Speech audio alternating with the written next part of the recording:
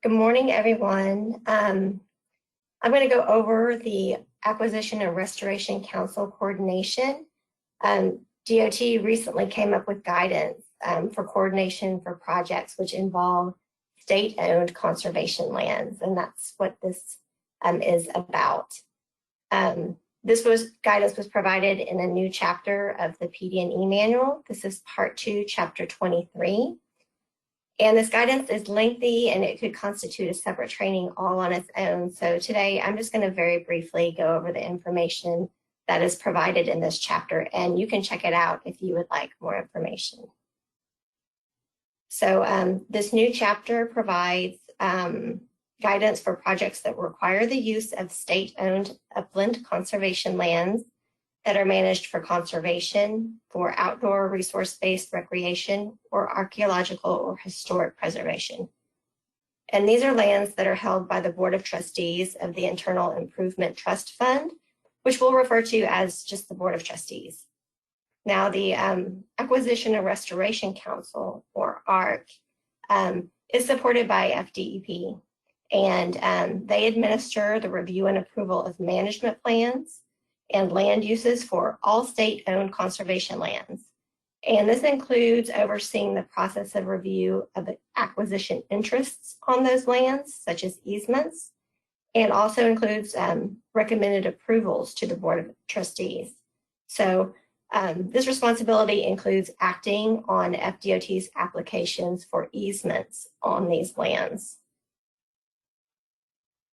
The chapter introduces the land acquisition funds, specific programs, and the statutory authority.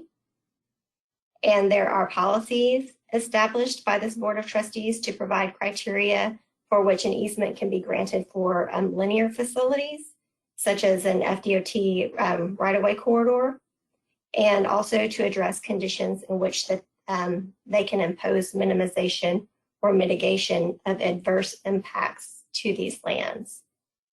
So the chapter then goes on to explain how to identify the applicability of state-owned lands to your project.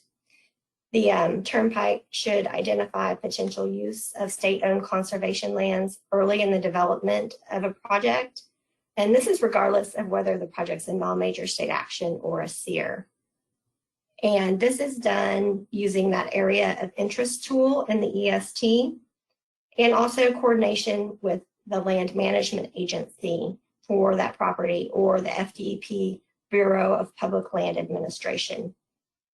And this coordination is needed to confirm that the land in question has been acquired through their acquisition programs or is currently designated as a Board of Trustees owned conservation land.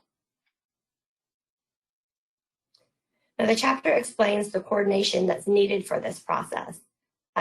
There's coordination between FDOT and the Land Management Agency, and then they coordinate between the coordinations between DOT, the Land Management Agency, and the Bureau of Public Lands Administration.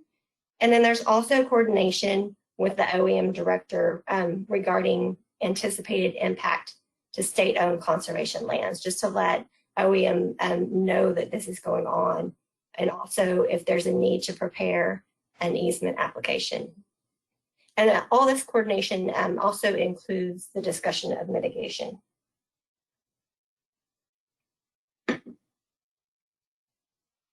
The chapter also lays out the preparation of this ARC agenda item package.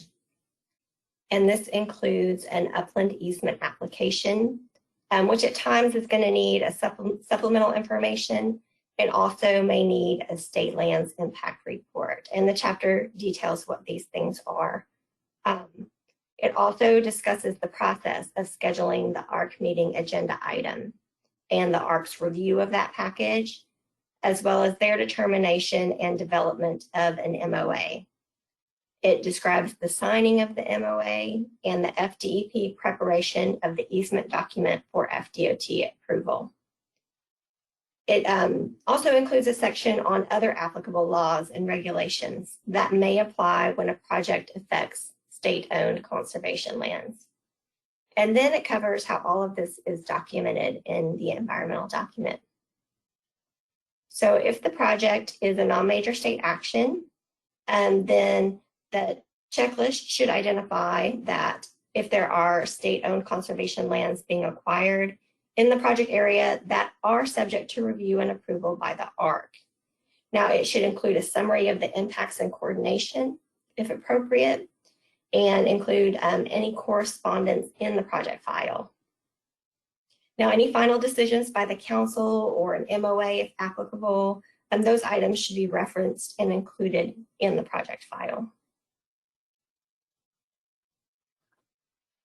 For a SEER, the discussion of impacts to state-owned conservation lands should be included here in the environmental analysis section of the report form.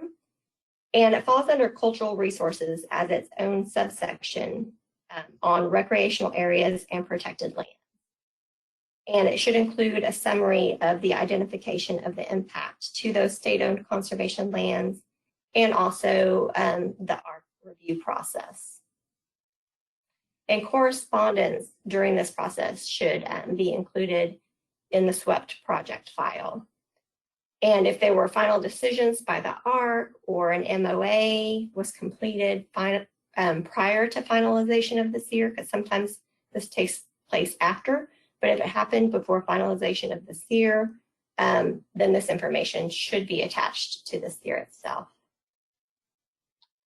And a figure was included at the end of the chapter that outlines this process. I know this is blurry and it's hard to see, but this is a great resource if you want to go to the chapter and get a really quick overview of this process. This is pretty complete and covers how everything is laid out in a sequential order.